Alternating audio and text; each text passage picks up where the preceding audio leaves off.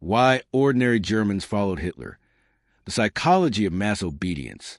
How does an entire nation follow one man? Not criminals, not extremists. Ordinary people, teachers, doctors, factory workers, parents, and neighbors. This is one of the most disturbing questions in modern history.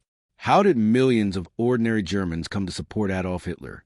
The answer is far more complex than simple fear or blind loyalty. To understand what happened, we must first understand the Germany of the early 1920s. The country was broken. World War I had left Germany humiliated and economically devastated. Jobs disappeared. Savings became worthless. Families struggled to survive. Across the nation, frustration, anger, and uncertainty were growing. In times of crisis, people naturally search for answers. They look for someone who can explain their suffering and offer a way forward. That was the opportunity Hitler seized. He presented himself as a strong leader who could restore Germany's pride, rebuild an economy, and create a better future. His speeches gave people something they desperately needed: hope. But hope alone wasn't enough.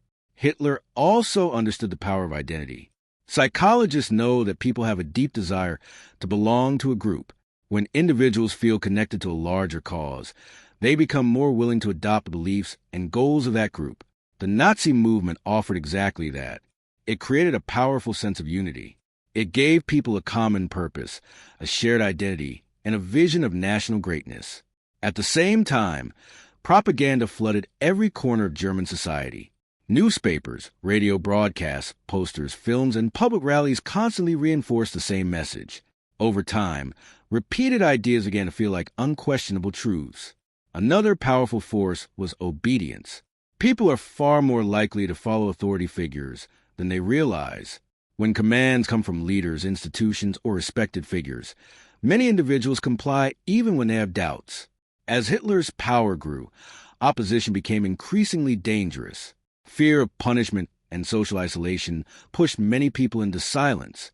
Some actively supported the regime, others simply looked away, and many convinced themselves that someone else would take responsibility. History often portrays these events as something that could only happen in the past, but the psychology behind them is timeless. The desire for certainty, the need to belong, the influence of authority, the power of propaganda. These forces exist in every society.